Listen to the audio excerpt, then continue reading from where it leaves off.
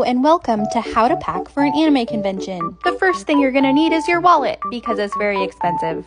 The second thing you need is deodorant. Copious amounts of deodorant. Don't forget your medications and vitamins.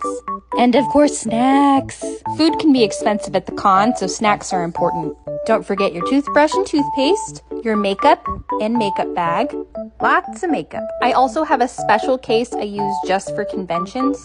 This has my colored contacts, wig caps, little items I need for cosplay, that sort of thing.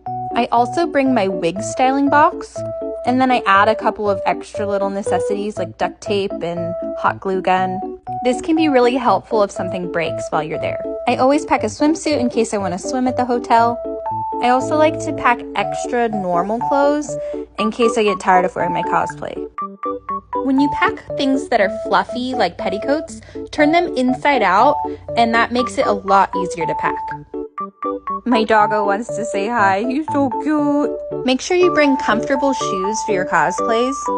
You'll be doing a lot of walking, so you don't want to hurt your feet.